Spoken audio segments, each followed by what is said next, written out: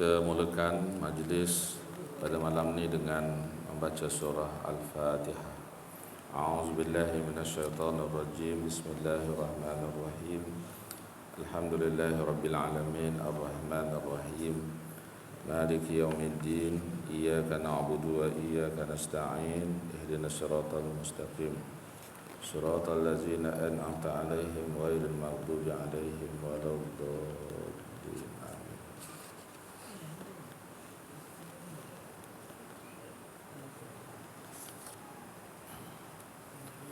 A'udzu billahi samil alim minasyaitonir rajim. Bismillahirrahmanirrahim. Alhamdulillahi rabbil alamin. Wal 'aqibatu lil muttaqin.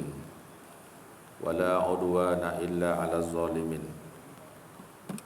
Allahumma shalli ala sayyidina Muhammadin al-Fatih lima ughliq wal khatimi lima sabaq wa nasiril haqqi bil haqq wal hadi ila siratikal mustaqim wa ala alihi wa sahbihi haqqa qadrihi wa miqdarihi al-azim. Rabbi shrah li sadri wa yassir li amri wahlul 'uqdatam min lisani yafqahu qawli. Rabbi yassir wa la tu'assir, Rabbi tammim bil khair bi rahmatika ya arhamar rahimin. Subhanallah bihamdihi adada khalqihi wa ridha nafsihi wa zinata arshihi wa midada kalimatih. Yang dihormati lagi dikasihi Tuan Pengurusi, Tuan Imam, Bilal, semua ahli jawatan kuasa masjid, para asatizah, ustaz-ustazah, tuan-tuan haji, puan-puan hajah, hadirin muslimin muslimat, ayahanda dan bonda, anak-anak yang dirahmati Allah sekalian. Apa khabar semua malam ni? Alhamdulillah, pertamanya kita memanjatkan syukur kepada Allah Subhanahu wa taala pada malam ini. Sekali lagi kita diberi kesempatan untuk sama-sama berada di dalam suatu majlis yang insya-Allah mudah-mudahan diberkati dan diredai oleh Allah Subhanahu wa taala.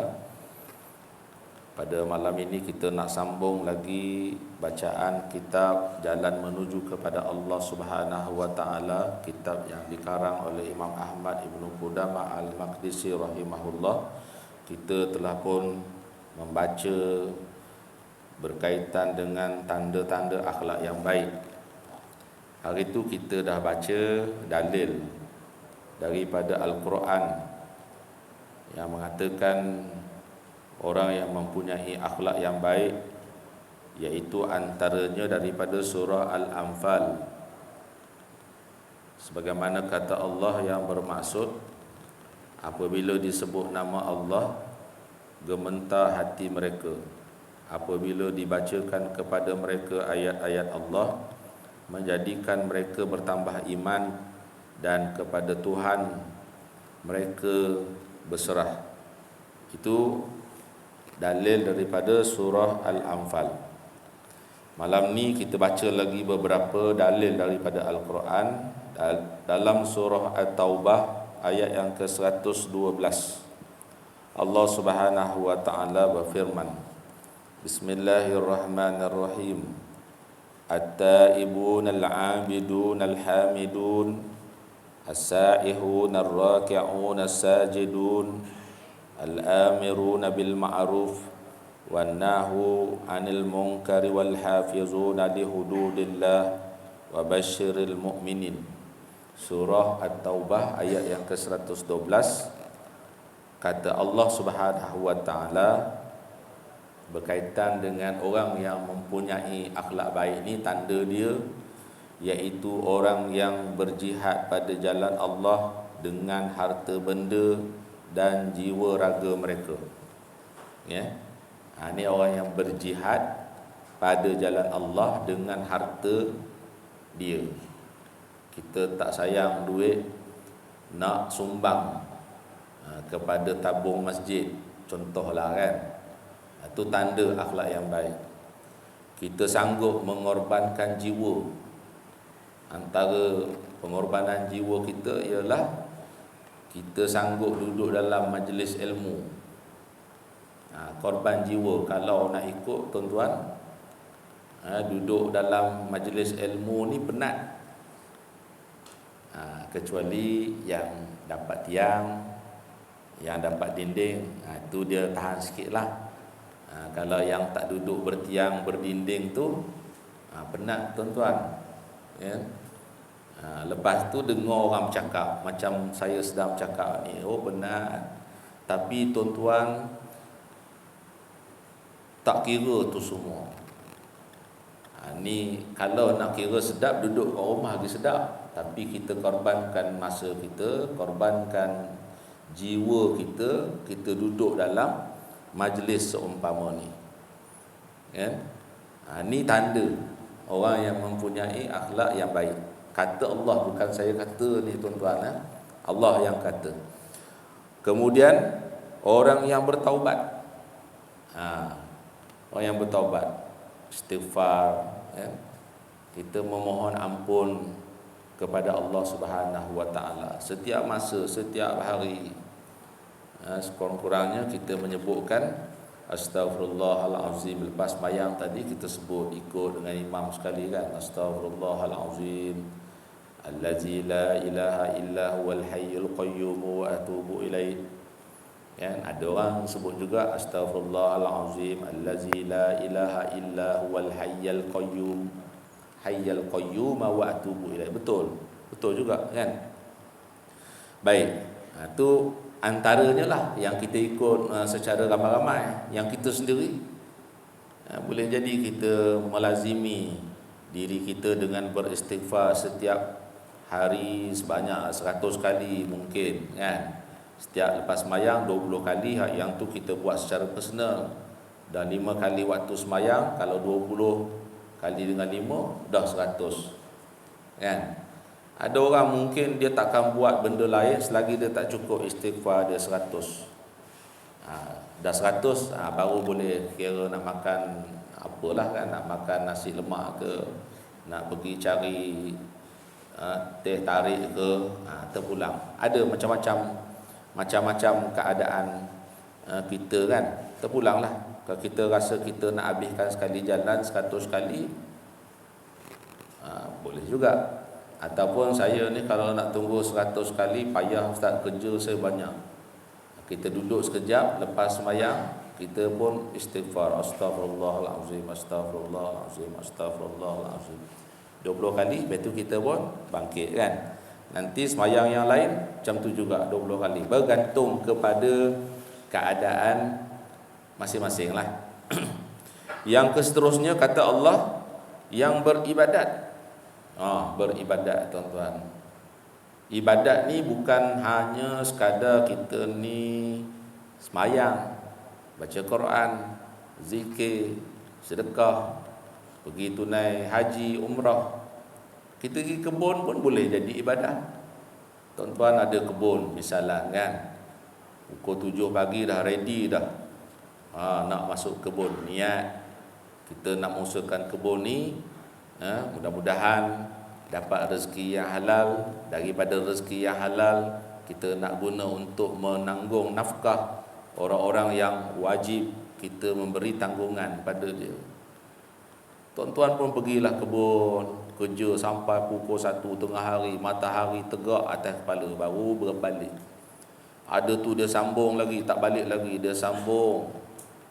Duduk kat kebun macam waktu pejabat juga, pukul 7 sampai pukul 5 baru balik. Lamalah duduk kat kebun kan, contoh. Semua itu dikira sedang beribadat kepada Allah Subhanahu wa taala. Walaupun kita kerja nampak cari habuan keduniaan, tapi kita nak start tadi, kita mulai dengan misalnya bismillahirrahmanirrahim, bismillahi tawakkaltu 'ala Allah. Kita pun apa yang kita sebut tadilah contoh dia kan. Semua yang kita usahakan ni, kita nak dapat peluang berzakat, dapat peluang bagi infak, derma sedikit sebanyak, ya. Itu semua jadi ibadat tuan-tuan. Kita nak tidur, kita niat, ya Allah aku nak tidur supaya dengan sebab tidur ni kita dapat kumpul balik semula tenaga, nanti bila bangkit daripada tidur kita boleh buat ibadat itu, ibadat ini. Kita pun tidur tuan-tuan. Berapa jam? Sikit-sikit kita ni tuan-tuan 5-6 jam lah tu tidur standard kita kan. Mana ada tidur setengah jam. Ada orang dia memang malam ni sukar tidur. Jenuh golek kiri, golek kanan, tak mau tidur. Kan? Sampai berair-air mata. Sebut zikir tasbih ni, tanya ustaz macam mana ustaz, saya ni susah tidur, ustaz pun bagilah petua, baca zikir subhanallah walhamdulillah wala ilaha illallah wallahu akbar, baca 100 kali. Dia lebih 100 kali tak tidur-tidur juga. Ada orang macam tu kan. Ada orang baru start zikir, baru start tasbih subhanallah walhamdulillah, jalan dah, tak dan habis tasbih. Alhamdulillah juga kan. Yang dah baca sampai 100 kali tadi tak boleh nak tidur-tidur juga, dapat juga bahagian dia, dapat 100 kali zikir ya. Payah nak tidur, ada hak jenis macam tu lah, dia payah nak tidur, dia sambil nunggu boleh tidur tadi zikir tasbih kan. Ataupun dia memang boleh tidur alhamdulillah. Macam saya alhamdulillah, pantang letak aja, jalan terus. Kan, saya tengok dalam ni ramai macam saya kan. Kadang-kadang mudah aja, sambil-sambil duduk pun boleh jalan. Tak payah baring pun kan. Baik, seterusnya yang memuji Allah. Alhamdulillah, kita baca tasbih kan. Hamdalah, memuji Allah, subhanallah subhanallah, betul, alhamdulillah alhamdulillah alhamdulillah. Ini orang yang Allah kata akhlak baik. Kalau orang tak akhlak baik tuan-tuan, tak nak dia nak puji Allah ni, dia sombong dengan Allah. Yang seterusnya Allah kata yang mengembara untuk menuntut ilmu dan mengembangkan Islam. Mengembara. Dalam majlis kita ni ada orang jauh, dia datang sini, itu termasuklah ya. Mungkin masjid sekitar tak ada majlis ilmu, dia mencari ya, dia mencari, sini ada, dia pun duduk sini. Tu masuk dia mengembara. Ataupun dekat PD ni tak ada majlis ilmu, dia mencari sampai Seremban. Dulu masa Dr. Zulkifli Al-Bakri buat kuliah di Masjid Jami' Datuk Abdullah Sijang, ramai orang daripada kawasan-kawasan lain, daripada Mambau, daripada Seremban, daripada Tampin, daripada Rembau kan, datang. Pasal masa tu Dr. Zul baca kitab Syarah Hikam. Tak ramai orang boleh baca kitab Syarah Hikam. Jadi orang nak mengaji kitab Syarah Hikam tu. Lepas tu baru ada ramailah orang yang buka kitab Hikam kan, buat mutalaah, kemudian boleh mengajar. Tapi kalau awal dulu, gitulah kita tengok masa majlis ilmu berkaitan dengan kitab Syarah Hikam, ramai orang datang. Bukan orang tempatan, orang daripada tempat lain. Itu masuk mengembara. Anak-anak kita tuan-tuan misalkan ngaji sampai Mesir lah, Morocco lah, Madinah dan bagai-bagai lah kan. Walhal kuliah-kuliah ilmu yang dia belajar kat luar negara tu dekat Malaysia pun ada. Tapi dia pergi jauh-jauh tu kan. Ada setengah ibu bapa ni sayang nak lepaskan anak pergi belajar jauh-jauh.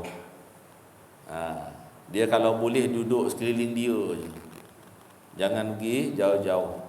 Kalau ada anak-anak kalangan kita ni tuan-tuan yang boleh pergi melanjutkan pengajian sampai mana-mana, sokonglah.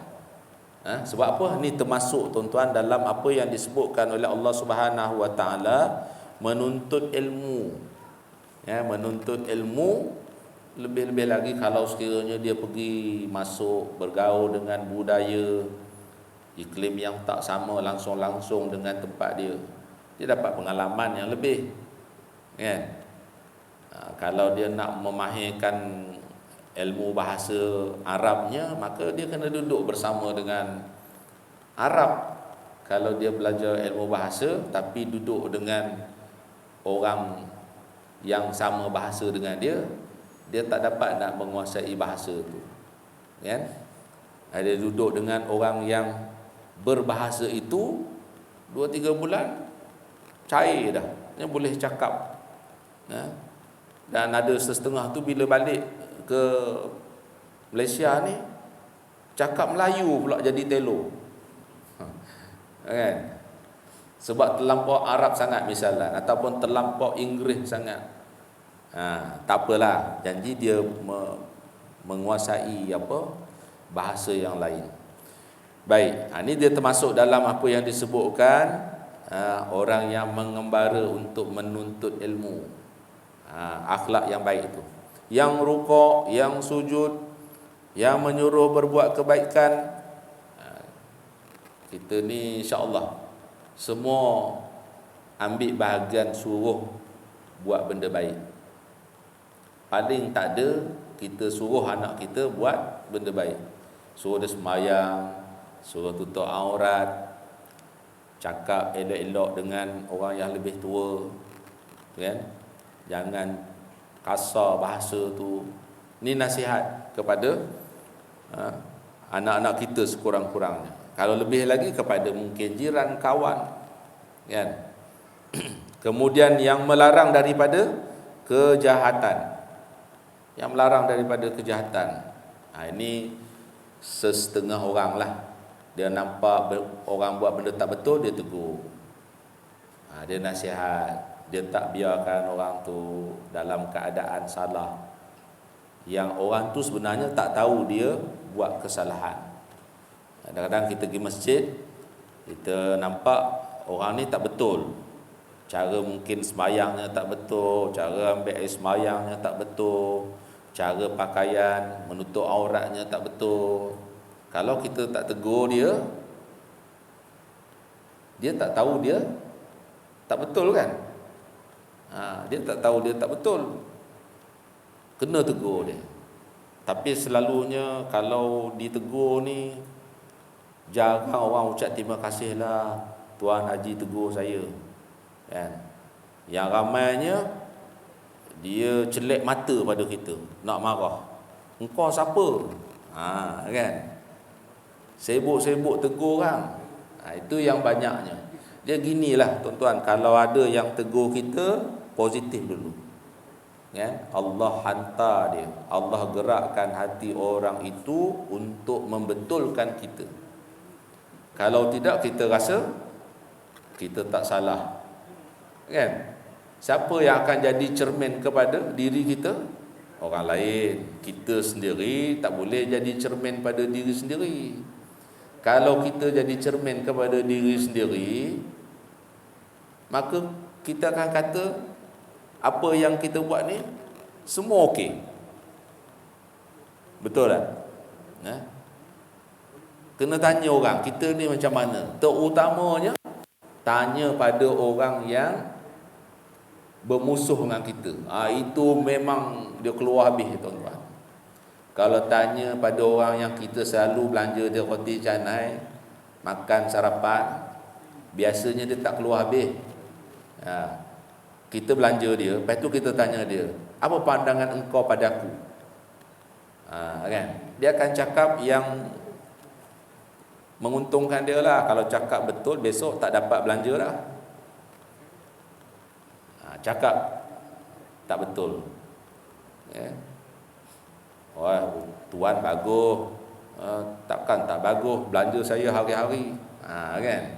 Yang dia tak berkenan ada juga, tapi dia tak sebut. Tapi kalau tanya orang yang bermusuh dengan kita, orang yang nak marah dengan kita, kan tuan-tuan, dia memang tak ada simpan. Itu bagus.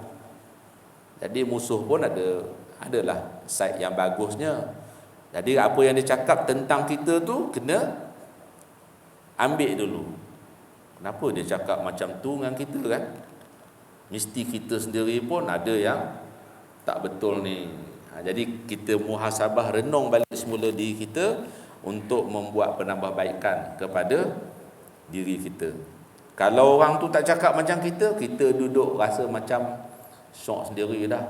Rasa-rasa sama macam sahabat Nabi juga kot kan. Gitulah kita rasa kita ni syok sendiri kan.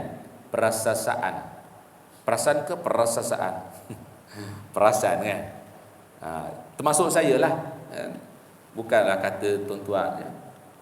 Sebab kita memang, kita ingat kalau tak ada siapa tegur kita, kita rasa kita betul. Yalah, kalau nak tegur pun kena ada kaedah dia kan. Jangan menjatuhkan maruah orang yang hendak ditegur kan. Yang tu memang munasabah lah dia marah balik. Tapi kalau orang masuk dengan cara yang lemah lembut nak tegur kita, lepas tu kita pun rasa tak puas hati juga, maksudnya dalaman kita tu sendiri yang ada masalah. Hati kita tu sendiri yang ada masalah. Sehinggalah ini hak kata yang kena lawan, kena jihad, kena mujahadah, kena rasionalkan balik. Kenapa dia cakap macam tu kat kita? Tengok balik semula. Sebab kita sebut dulu tuan-tuan, bila kita nak buat benda baik, akan ada perkara-perkara yang cuba merosakkan baik kita tu. Berbeza dengan kalau kita buat benda buruk, takkan ada benda baik. Faham ya? Kalau kita buat benda baik, kita sembahyang, kita baca Quran, kita sedekah, turut sama akan merosakkan ibadat kita benda buruk. Ya, contoh, kita sembahyang, riak. Riak tu buruk. Kenapa riak? Riak itu permainan syaitan untuk merosakkan ibadat kita. Supaya ibadat kita ni tak ada apa-apa di sisi Allah Subhanahu wa taala. Jadi kita yang sedar dengan keadaan itu, kita lawan balik semula riak tu tadi. Jangan layan dia. Ya. Itu yang kata kena mujahadah tu. Memanglah kalau ikutkan syahwat kita, seronoklah kan. Tunjuk kebaikan yang kita buat ni pada orang lain. Tapi bila kita mengetahui bahawa itu tidak menguntungkan kita, bila kita buat sesuatu nak bagi tahu dekat orang, orang boleh bagi apa kat kita? Duit? Tak ada bagi. Kan? Kok dia kita riak dapat 100, okey lah juga tak? Walaupun tak boleh, tapi nak ceritanya kita nunjuk kat orang, kita bagi tahu dekat orang lain ibadat yang kita buat, kita tak dapat apa-apa tuan-tuan. Tak dapat apa-apa pun. Duit tak dapat, bahkan kemurkaan Allah pula disebabkan buat ibadat tapi riak, nak tunjuk dekat orang. Tak cukup sekadar Allah sahaja tahu, nak bagi tahu juga dekat orang. Artinya telah mensyirikkan Allah dengan sesuatu yang lain. Na'udzubillahi min zalik. Allah murka, ibadatnya tak diterima oleh Allah Subhanahu wa taala. Di hari akhirat nanti, tengok mana pahala sembahyang, mana pahala kebaikan, tak ada. Disebabkan tadi apa? Riak. Pasal apa riak? Ni permainan tipu daya syaitan pada kita. Sebab tu kita kena lawan tipu daya ni.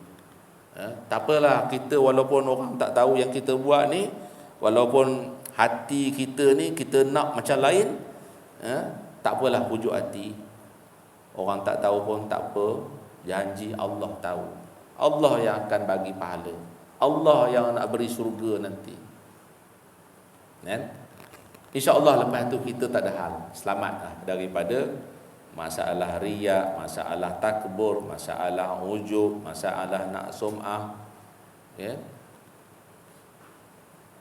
Tapi kalau kita buat benda buruk, takkan diikuti dengan perkara baik.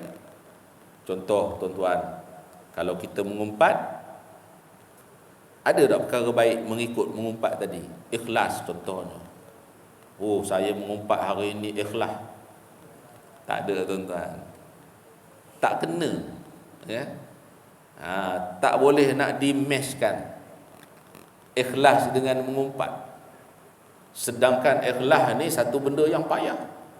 Payah dalam kita nak mencapai ikhlas dalam beribadat kepada Allah.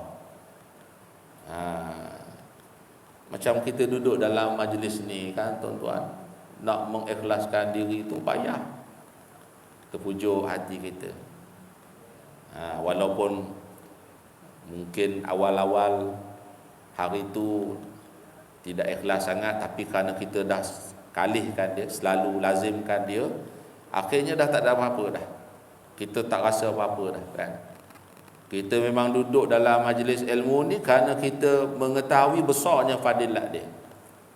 Kita nak yang tu, bukan ada niat nak nunjuk-nunjuk dan sebagainya. Kalau kita buat, contohlah kita tengok cerita Hindustan tuan-tuan. Cerita Hindustan tak sedar 3 jam. Sekali cerita tu main 3 jam, tapi kita tak terasa lama. Ya. Ikhlas tengok cerita Hindustan. Tak jadi tuan-tuan. Ya. Sebab tu bila perbuatan sia-sia tadi, kadang-kadang tak muat langsung pun.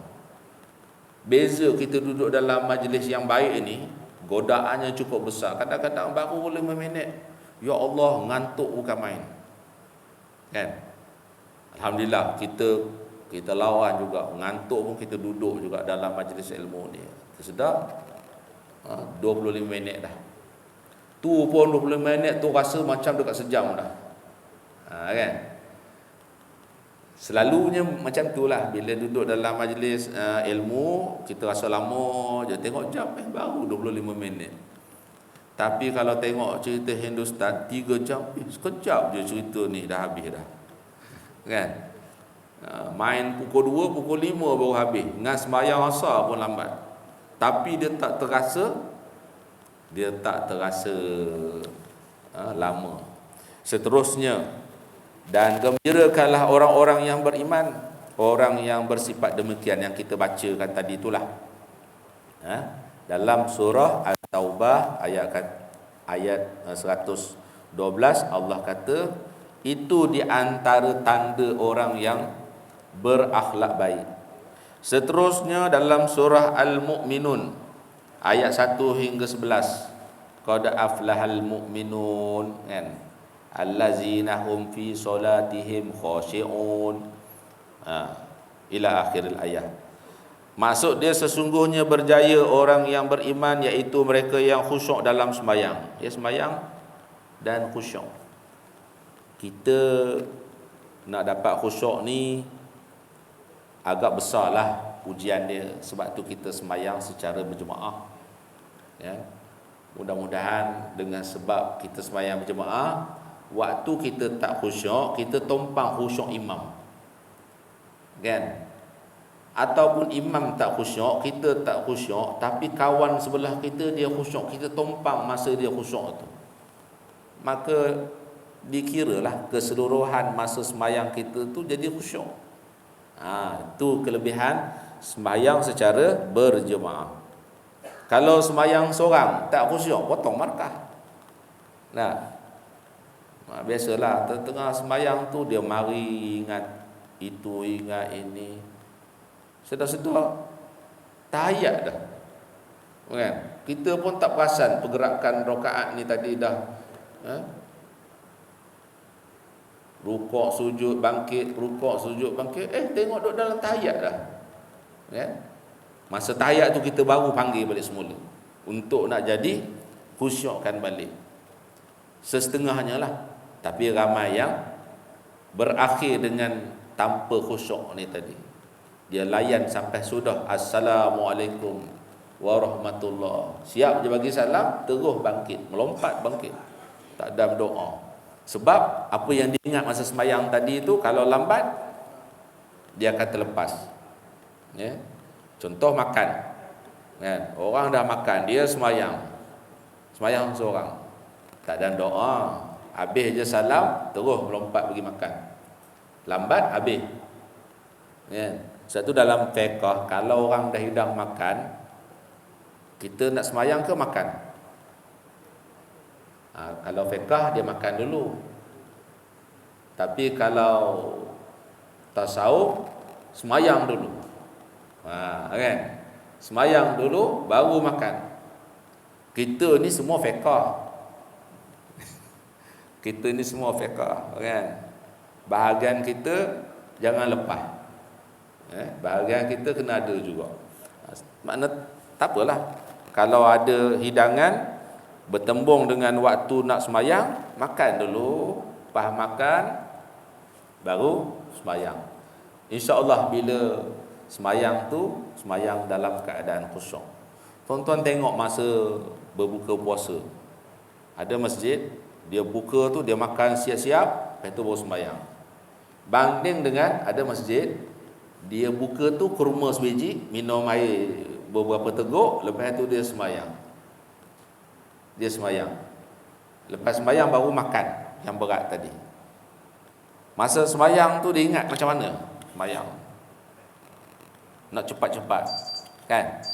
Kalau lambat-lambat, ada ke orang nak simpan lagi bahagian kita? Takut kita pergi nak makan nanti dah habis dah bahagian kita. Tak boleh jadi ni. Jadi lebih baiklah makan dulu. Ambil masa sikit, dalam 10 ke 15 minit.